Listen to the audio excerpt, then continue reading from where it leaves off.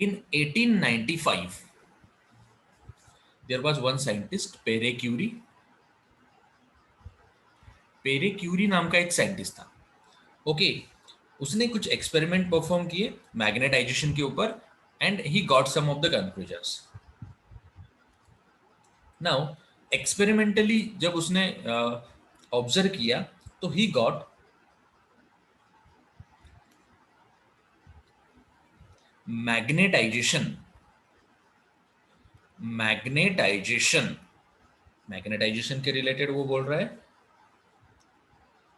Magnetisation of paramagnetic material या फिर sample. अब ये पैरामैग्नेटिक क्या होता है, ये हमारा नेक्स्ट पॉइंट है, ये हम देखने वाले हैं. Magnetization of paramagnetic sample is directly proportional to is directly proportional to external magnetic field. External magnetic field, देखिए मैं स्टेटमेंट लिख रहा हूं उसका. It is directly proportional to external magnetic field. And देखिए सेकंड केस में क्या बोल रहा है वो, and inversely proportional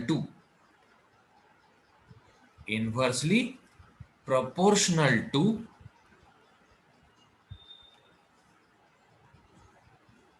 absolute temperature. Inversely proportional to absolute temperature.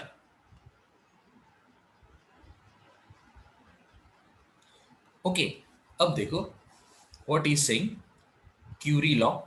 Peri Curie ने डिस्कवर किया इसलिए इसको क्यूरी लॉ बोला जाता है. 1895 ने उसने बोला था. देखिए उसने क्या बोला है, मैग्नेटाइजेशन. ओके, त्याला आपण काय म्हणतो, चुंबकीकरण.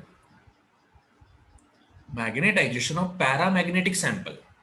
ये जो मटेरियल होते हैं ना अलग अलग टाइप के होते हैं, डायामैग्नेटिक, पैरामैग्नेटिक, फेरोमैग्नेटिक, ये हम देखेंगे आगे. ओके, पैरामैग्नेटिक पे आप ध्यान मत दो. Magnetization of material is directly proportional to external magnetic field. मतलब क्या, मैग्नेटाइजेशन क्या होता है बच्चों, mz होता है. ये डायरेक्टली प्रोपोर्शनल है टू एक्सटर्नल मैग्नेटिक फील्ड. ये कैसा होता है, एक्सटर्नल मैग्नेटिक फील्ड से डायरेक्टली प्रोपोर्शनल होता है. ये सिंबल डायरेक्टली प्रोपोर्शनल का है. Okay, and again after that what is saying, magnetization is inversely proportional to absolute temperature. Okay, so magnetization external magnetic field से directly proportional है and temperature से inversely proportional है. directly proportional मतलब इसके साथ magnetization बढ़ेगा, inversely proportional मतलब इसके साथ magnetization कम होगा. अब देखो दोनों रिलेशन को डिस्टर्ब नहीं करते हुए मैं ऐसे लिख सकता हूं, mz is directly proportional to external magnetic field and inversely proportional to temperature. दोनों को देखिए मैंने एक जगह पे लिख दिया एंड उसका मीनिंग भी डिस्टर्ब नहीं हुआ है.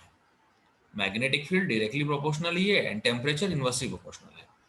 अब देखो this mz equal to c into external magnetic field divided by temperature.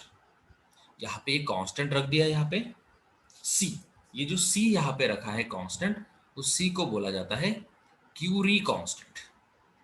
इस C को क्या बोला जाता है, क्यूरी कांस्टेंट. एंड ये जो स्टेटमेंट यहाँ पे है, इस स्टेटमेंट को बोला जाता है क्यूरी लॉ. इसको क्या बोला जाता है, क्यूरी लॉ.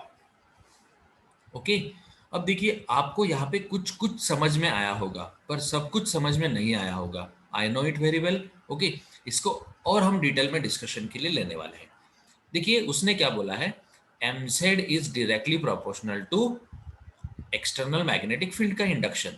अब देखिए मेरे पास एक मैग्नेटिक फील्ड है, ये फर्स्ट वाला मैग्नेटिक फील्ड मैंने यहाँ पे लिया है. ओके, अब यहाँ पे और एक मैग्नेटिक फील्ड मैंने लिया है, ये सेकंड वाला मैग्नेटिक फील्ड है. इसका इंडक्शन छोटा है.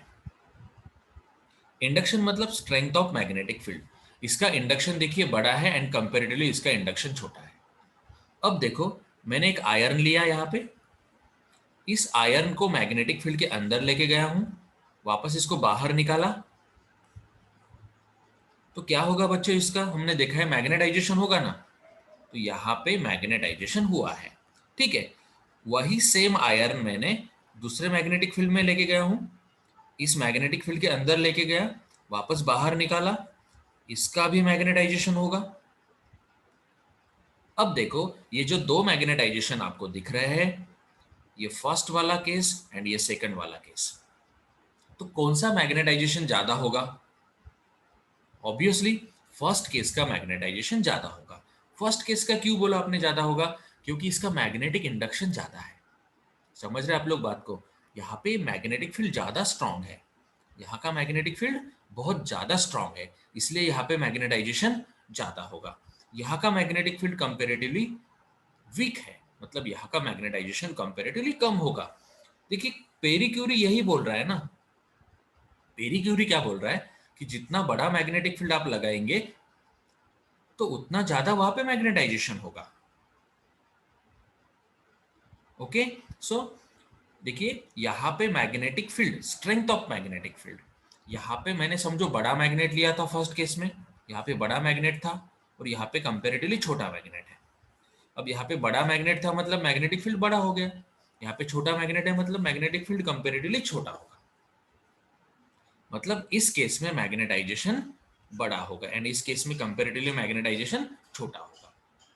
ओके, अब देखिए उसने क्या बोला है केस 2 में, mz is inversely proportional to t।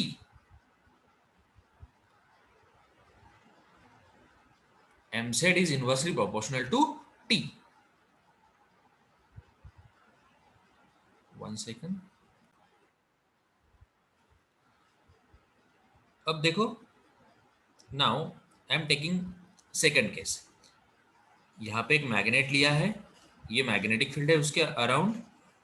Okay, इसका टेम्परेचर मैंने कुछ हाई वैल्यू रख दिया, कुछ हाई वैल्यू टेम्परेचर मैंने यहाँ पे लिया, एक आयरन लिया है एंड आयरन को मैं मैग्नेटिक फील्ड में लेके गया एंड उसके बाद में मैंने आयरन को बाहर निकाला। ओके, अब देखिए वही सिस्टम मैंने कम टेम्परेचर पे रखा, इस सिस्टम का टेम्परेचर मैंने क्या किया, कम कर दिया, और एक आयरन को मैं मैग्नेटिक फील्ड में लेके गया एंड इसको मैंने बाहर निकाल दिया। पेरी क्यूरी गॉट कि जब टेम्परेचर ज्यादा होता है तब मैग्नेटाइजेशन कम हुआ था, जब टेम्परेचर उसने कम रखा तब मैग्नेटाइजेशन ज्यादा हुआ था, लाइक दिस। सो इस तरीके से ये एक्सपेरिमेंटली दोनों रिलेशन प्रूव होते हैं।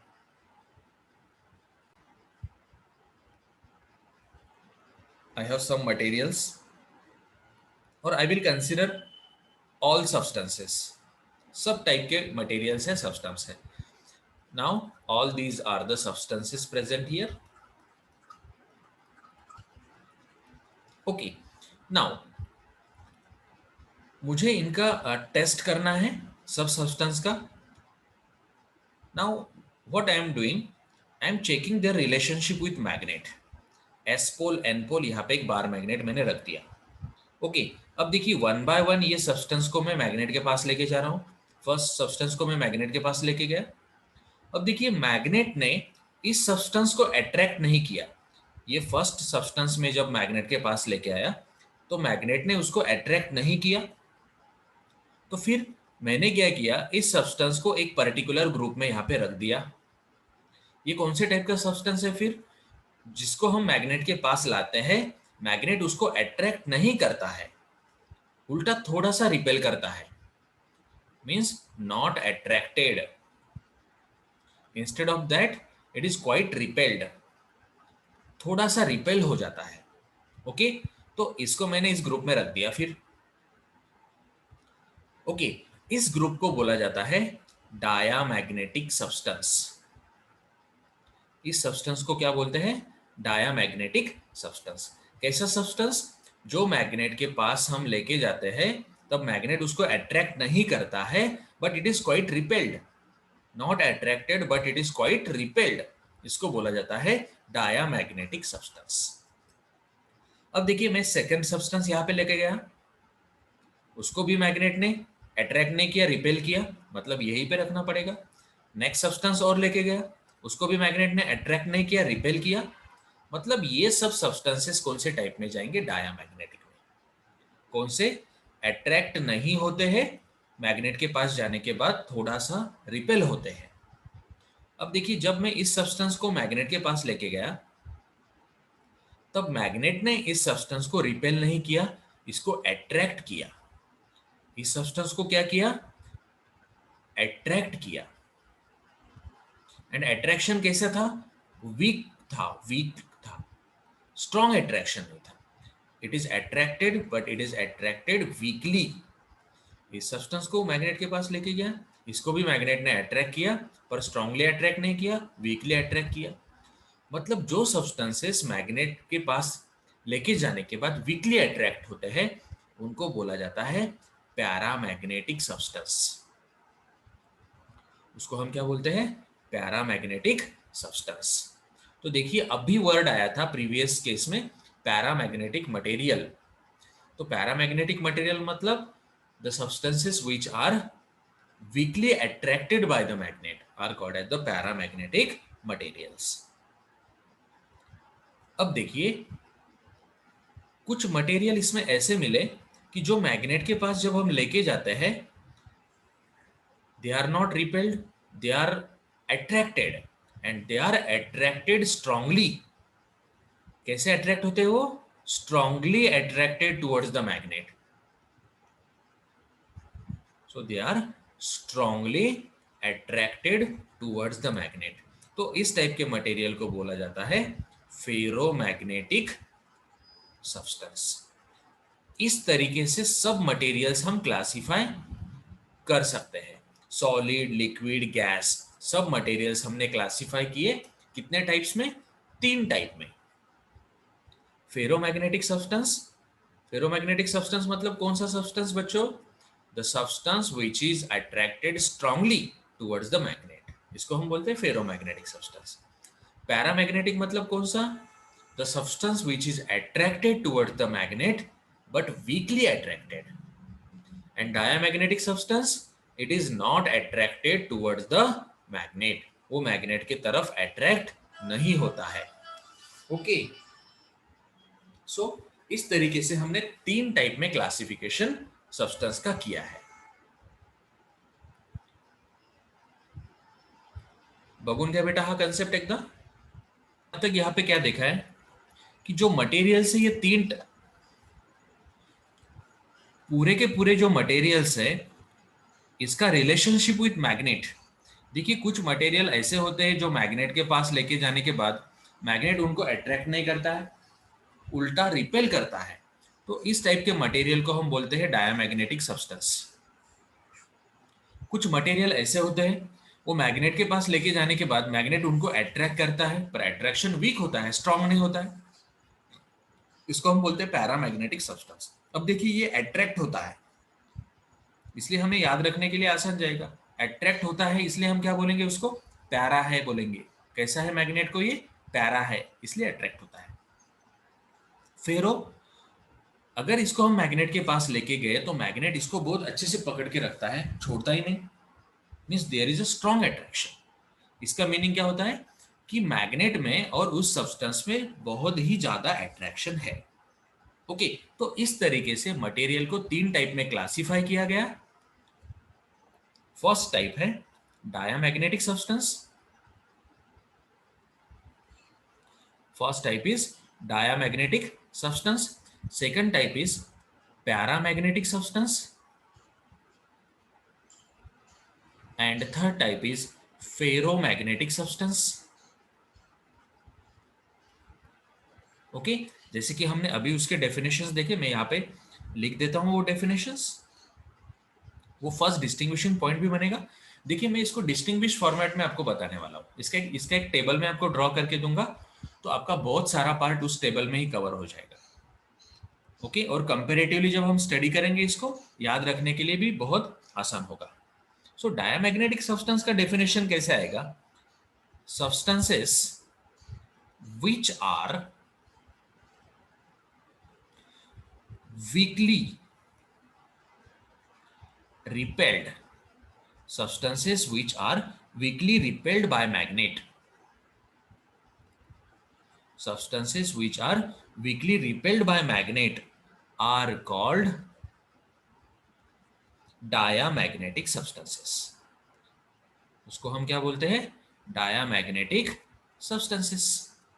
अब देखिए पैरामैग्नेटिक का डेफिनेशन यहाँ पे आराम से बना सकते हैं. फिर एक बार डायामैग्नेटिक समझ में आ गया तो यहाँ पे इसका डेफिनेशन आराम से बन जाएगा. Substances which are weakly attracted, substances which are weakly attracted by a magnet are called as the paramagnetic substance. सिर्फ क्या लगाना है यहाँ पे? weakly attracted लगाना है. डेफिनेशन सेम रहेगा जैसे कि वैसे. substances which are weakly attracted by a magnet are called paramagnetic substance. and ferromagnetic में क्या आएगा? substances which are strongly attracted by magnet. The substances which are strongly attracted by the magnet are called as a ferromagnetic substance. तो देखिए आपके तीन definition यहाँ पे याद हो गए.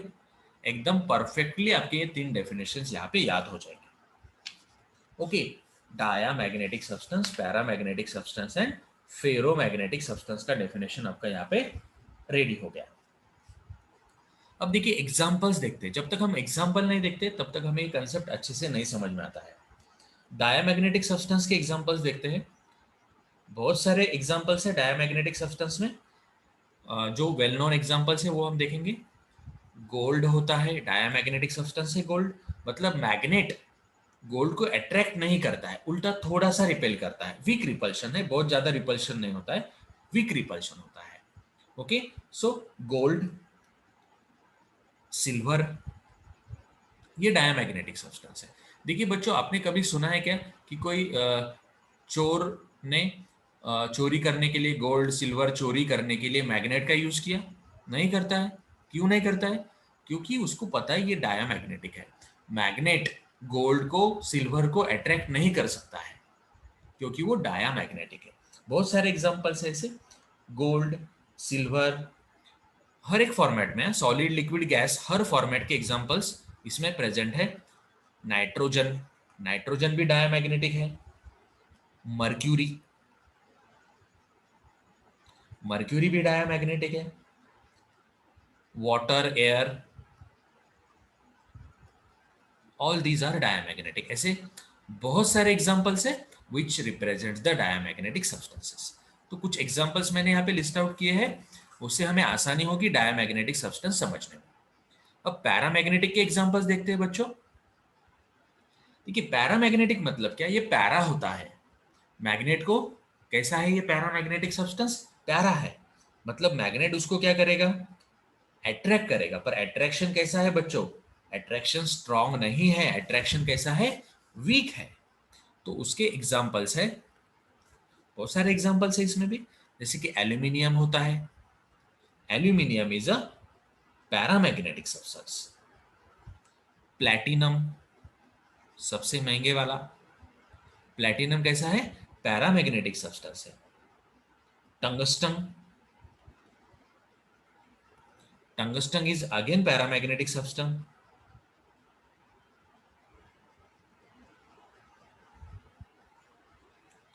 ऑक्सीजन. देखिए सब्सटेंस मतलब ये अलग अलग फॉर्मेट में आएंगे. Solid, liquid, gas. देखिए ये यूनिवर्स में जितने सब्सटेंसेस है हमने सबको क्लासिफाई किया है dia, para and ferro type में. ओके, तीन टाइप में हमने पूरे के पूरे सब्सटेंसेस को क्लासिफाई कर दिया है.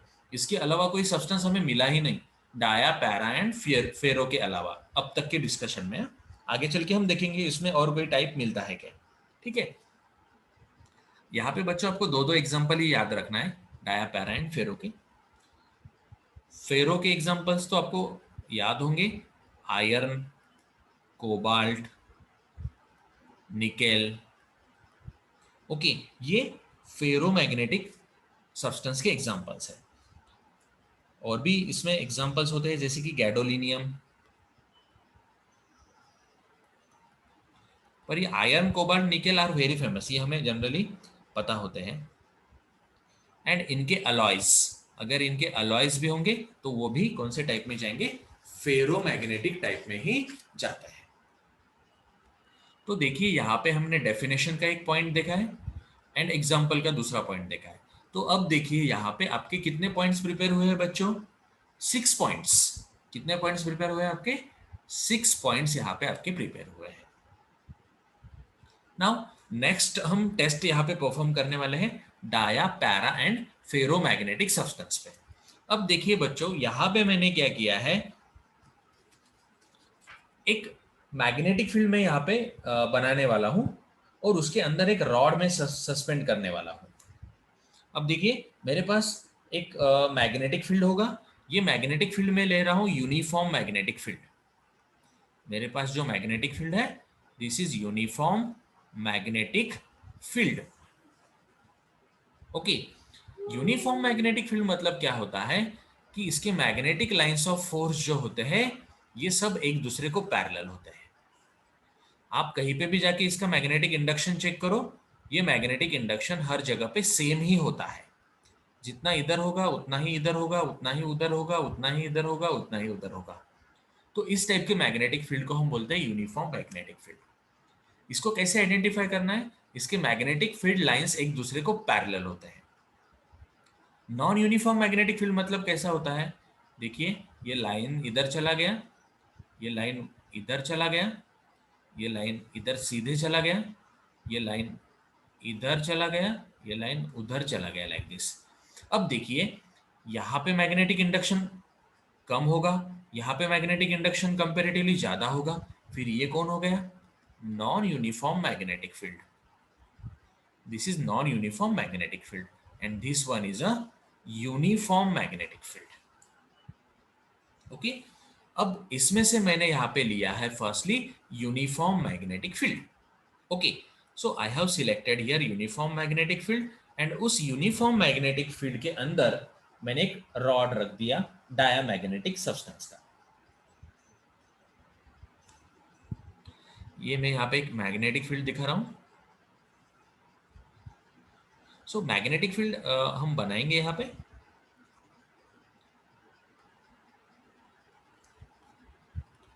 Okay, now this is some S pole N pole, again S pole N pole. Okay, यहाँ पे यूनिफॉर्म मैग्नेटिक फील्ड हमने बना दिया है इस तरीके से। ये देखिए पूरी तरीके से हमारा यूनिफॉर्म मैग्नेटिक फील्ड है।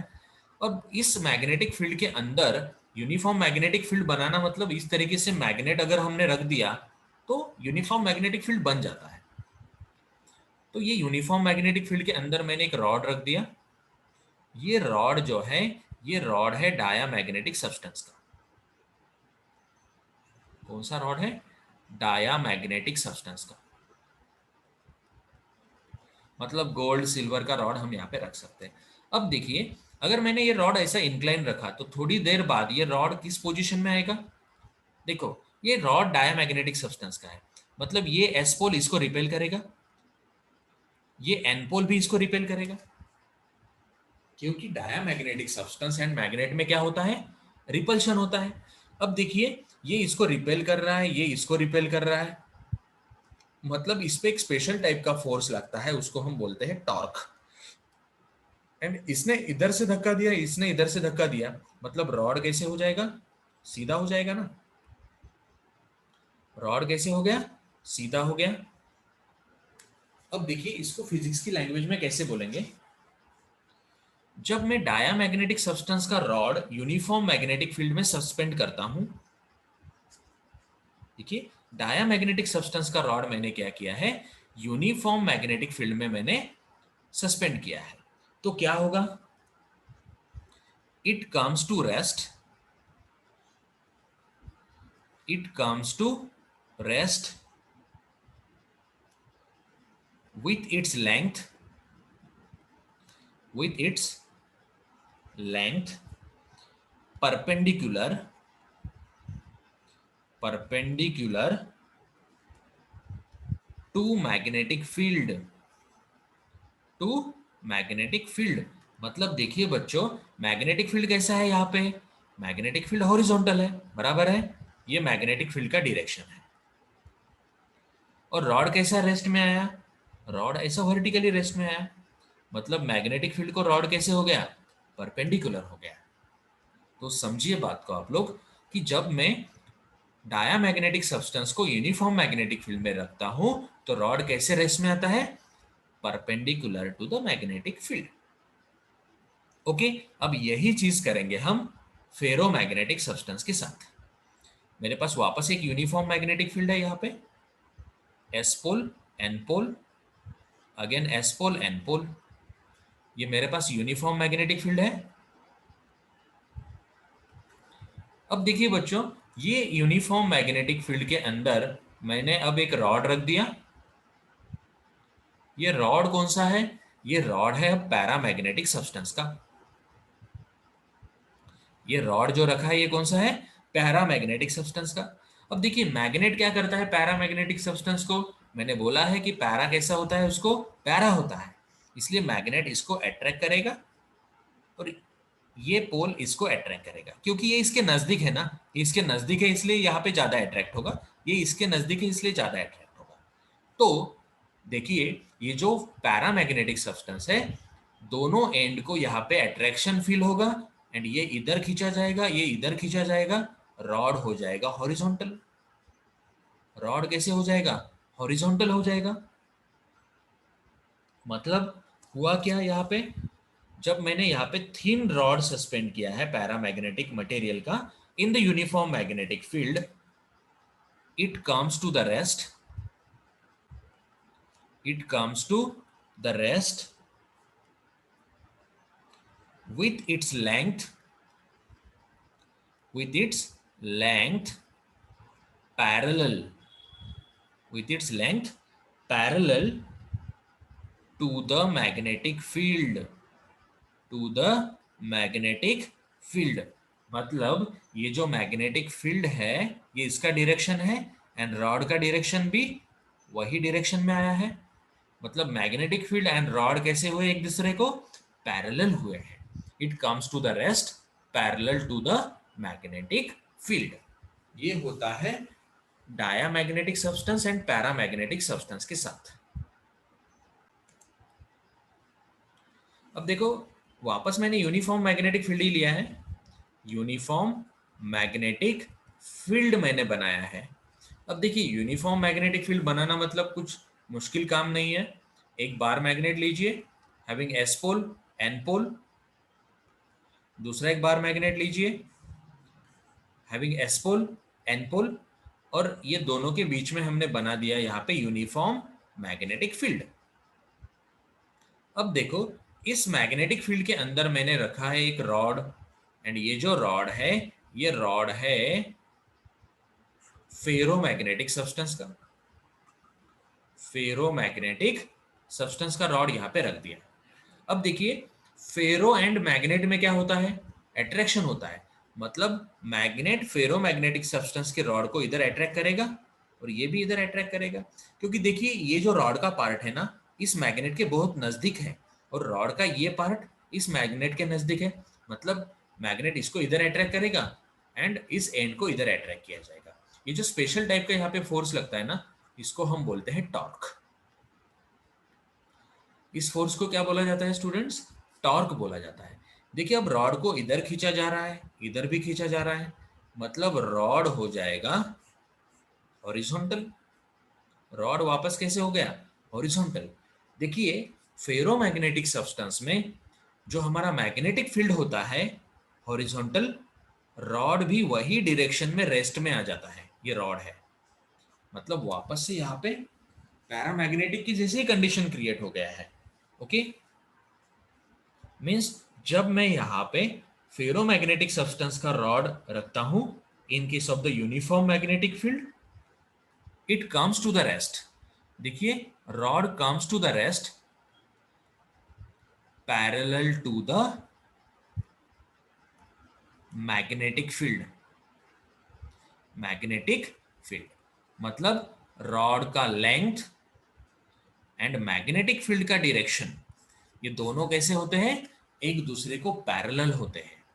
ओके सो मतलब ये किसके जैसी कंडीशन हो गया स्टूडेंट्स, ये देखिए यहाँ पे क्रॉस चेक करते हैं, rod comes to the rest parallel to the magnetic field, किसमें था? पैरामैग्नेटिक सब्सटेंस में था। ओके, अब देखिए पैरामैग्नेटिक सब्सटेंस का जैसे ही रेस्ट पे यहाँ पे आया है,